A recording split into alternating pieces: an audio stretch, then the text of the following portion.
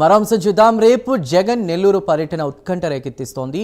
తొలుత సెంట్రల్లో జైల్లో ఉన్నటువంటి కాకాణ్ణి జగన్ పరామర్శించనున్నారు. అనంతరం వైసీపీ నేత ప్రసన్న కుమార్ రెడ్డి ఇంటికి కూడా వెళ్ళనున్నారు. అయితే జగన్ పర్యటనకు సంబంధించి హెలీప్యాడ్ వద్ద 10 మందికి, జైలు దగ్గర 3కి, ప్రసన్న కుమార్ నివాసానికి 100 మందికే పోలీసులు అనుమతి ఇచ్చారు.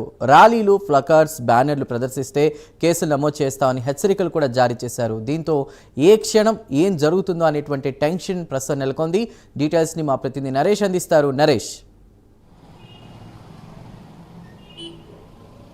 చందు, మొత్తానికి నెల్లూరు జిల్లాకి రేపు మాజీ ముఖ్యమంత్రి వైఎస్ జగన్మోహన్ రెడ్డి రాకతో ఒక్కసారిగా కూడా జిల్లా వ్యాప్తంగా కూడా ఒక ఉత్కంఠత అయితే కొనసాగుతుందని చెప్పుకోవచ్చు. ఈ నేపథ్యంలోనే పోలీసులు వాళ్ళు ఆంక్షలు పెట్టారని చెప్పి వైసీపీ నేతలు ఆందోళన చెందుతున్నారు. ఇప్పటికే 2 దఫాలు ఆయన నెల్లూరుకి రావాలని చెప్పి అనుకున్నప్పటికీ కూడా ఇక్కడ పోలీసులు ఇచ్చినటువంటి ఆంక్షల నేపథ్యంలోనే ఆయన పెండింగ్ వేసుకున్నటువంటి పరిస్థితిలో ఒక్కసారిగా కూడా వైఎస్ఆర్సీపీ శ్రేణులు ప్రస్తుతం రేపు వస్తున్నటువంటి వైఎస్ జగన్మోహన్ రెడ్డికి పోలీసులు ఇచ్చినటువంటి 30 యాక్ట్ అమల్లో ఉండడంతో ఒక్కసారిగా కూడా వైసీపీ నేతలంతా కూడా మిడిల్ క్యాడర్ నాయకులతో పాటు ముఖ్య నేతలంతా కూడా ఇటు కూటమి ప్రభుత్వంపై మండిపడుతున్న పరిస్థితి కనబడతా ఉంది. రేపు వైఎస్ జగన్మోహన్ రెడ్డి ఉదయం ఇటు నెల్లూరు సెంట్రల్ జైలు వద్దకు హెల్ఫ్యాడ్ వద్దకు చేరుకుంటారు. హెల్ఫ్యాడ్ వద్దకు ఓన్లీ 10 మందికి మాత్రమే అక్కడ పర్మిషన్ ఇవ్వడం జరిగింది. అక్కడి నుంచి హెల్ఫ్యాడ్ దిగిన తర్వాత ఫర్లాంగ్ దూరంలో ఉన్నటువంటి నెల్లూరు సెంట్రల్ జైలు వద్ద మాజీ మంత్రి అయినటువంటి కాకాని గోవర్ధన్ రెడ్డి మైనింగ్ కేసు విషయంలో రిమాండ్లో ఉన్నారు. దాదాపు 2 నెలల పైగా కూడా ఆయన ఉన్నటువంటి పరిస్థితుల్లో ఆయన చూసేందుకు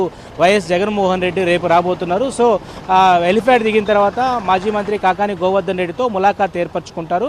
ములాఖాత్ అయిపోయిన తర్వాత అక్కడి నుంచి డైరెక్ట్గా కొండాయిపాలెం గేటు వద్ద ఉన్నటువంటి మాజీ మంత్రి, మాజీ ఎమ్మెల్యే, కోవూరు శాసనసభ్యులు మాజీ శాసనసభ్యులైనటువంటి నల్లపరెడ్డి ప్రసన్న కుమార్ రెడ్డి ఇటీవల కాలంలో ఆయన నివాసంపై ఇటు ప్రశాంత్ రెడ్డికి సంబంధించినటువంటి అనుచరులు దాడి చేశారనే యొక్క ఆరోపణ ఉన్నటువంటి నేపథ్యంలోనే ఇటు నల్లపరెడ్డి ప్రసన్న కుమార్ రెడ్డి నివాసానికి ఆయన రాబోతున్నారు. సో మొత్తానికైతే ఒక ఉత్కంఠత అయితే నెల్లూరు జిల్లాలో కొనసాగుతుందని చెప్పుకోవచ్చు. ఎందుకంటే జగన్మోహన్ రెడ్డి వస్తున్నటువంటి నేపథ్యంలో ఇటీవల కాలంలో జరిగినటువంటి అనేక ఇష్యూస్ ఏదైతే ఉన్నాయో, అనేక ఏదైతే జరగనటువంటి ఘటనలు జరిగాయో వాటిని మళ్ళా పునరావృతం కాకుండా ఏదైతే రాష్ట్రంలో జగన్మోహన్ రెడ్డి వెళ్తున్నటువంటి ప్రాంతాలు ఏవైతే ఉన్నాయో అక్కడ ప్రజలు ఎక్కువగా రావడం, తొక్కిసలాటలో అదేవిధంగా కొన్ని ఇష్యూస్ జరిగాయి కాబట్టి వాటికి సంబంధించినటువంటి మళ్ళా ఈ నెల్లూరు జిల్లాలో పునరావృతం కాకుండా ఎక్కడికెక్కడ కూడా ఆంక్షలు విధించారు. ఈ నేపథ్యంలోనే నెల్లూరులో 30 యాక్ట్ ఉన్న నేపథ్యంలో ప్లేకార్డ్స్ అయి ఉండొచ్చు, అదేవిధంగా బ్యానర్స్ కానీ, అదేవిధంగా జన సమీకరణ చేసినప్పటికీ కూడా వారి మీద కేసులు నమోదు చేస్తాము.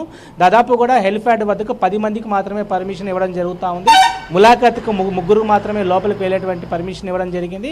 అదేవిధంగా నల్లపరెడ్డి ప్రసన్న కుమార్ రెడ్డి ఇంటి వద్దకు చేరుకునే సమయానికి ఓన్లీ 100 మంది మాత్రమే ముఖ్య నేతలు, కార్యకర్తలకు మాత్రమే, కార్యకర్తలకు సో అనుమతి లేనట్టే. 100 మంది అంటే ముఖ్య నేతలు, మాజీ మంత్రులు ఉండొచ్చు, ఎమ్మెల్సీలు, మాజీ కేడర్ అయితే ఎవరైతే ఎమ్మెల్యేలు ఉన్నారో వాళ్ళకు మాత్రమే ఇటు నల్లపరెడ్డి ప్రసన్న కుమార్ రెడ్డి నివాసానికి అనుమతి ఉన్న నేపథ్యంలో ఒక మాజీ ముఖ్యమంత్రి వస్తున్నటువంటి తరుణంలో పోలీసులు ఇంతటి ఆంక్షలు పెట్టడం ఏంటి, ఇదంతా కూడా చెప్పడానికి చాలా అసహ్యంగా ఉందని చెప్పి వ్యంగ్యంగా కూడా ఇటు వైఎస్ఆర్సీపీ నేతలు మాట్లాడుతూ ఉన్నారు.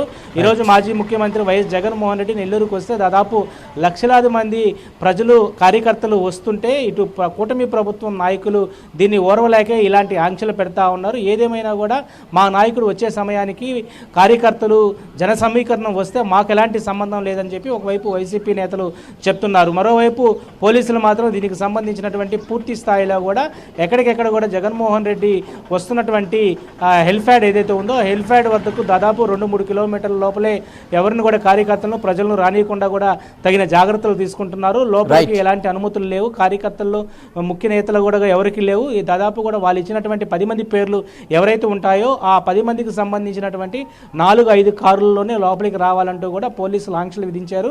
ఈ యొక్క ఆంక్షల నేపథ్యంలో రేపు జగన్మోహన్ రెడ్డి ఇటు సెంట్రల్ జైల్లో ములాఖాత్ ఉన్నటువంటి కాకాని గోవర్ధన్ రెడ్డిని కలిసిన తర్వాత ఆయన నల్లపరెడ్డి ప్రసన్న కుమార్ రెడ్డి నివాసానికి మళ్ళా రోడ్డు మార్గాన రాబోతున్నారు. సో రోడ్డు మార్గాన దాదాపు ఒక 5 కిలోమీటర్లు ఉన్నటువంటి కొండాయిపాలెం గేటు వద్ద రోడ్డు మార్గంలో వచ్చేటువంటి సమయంలో కార్యకర్తలు, నాయకులు ఎవరు కూడా ఇష్యూస్ జరగకుండా జన సమీకరణం లేకుండా ఎక్కడికెక్కడ కూడా జాగ్రత్తలు తీసుకుంటున్నారు. ఇప్పటికే వివిధ ప్రాంతాలు వివిధ నియోజకవర్గాల నుంచి జన సమీకరణ గన చేసినట్టయితే వాళ్ళ మీద కేసులు నమోదు Right, చేస్తారు. Naresh. యాక్ట్ ఉన్న నేపథ్యంలో జగన్మోహన్ రెడ్డి వస్తున్నటువంటి నేపథ్యం కేవలం అది ఓన్లీ ఒక మాజీ మంత్రులను పరామర్శించేందుకు వస్తున్నారు కాబట్టి ఎక్కడ కూడా ప్రజా సేకరణ కార్యకర్తల సేకరణ ఎక్కడ ఉండడానికి లేదంటూ కూడా ఒకవైపు పోలీసులు ఎక్కడికెక్కడ కూడా నిబంధనలు అయితే పూర్తి చేస్తా ఉన్నారు. మరి నిబంధనలను దాటితే మాత్రం ఖచ్చితమైనటువంటి శిక్ష అర్హులని చెప్పి జిల్లా ఇన్ఛార్జ్ ఎస్పీ దామోదర్ చెప్తా ఉన్నారు. మొత్తానికైతే రేపు ఒక ఉత్కంఠ అయితే కొనసాగుతున్న పరిస్థితి అయితే కనబడతా ఉంది. Right Naresh, thank you.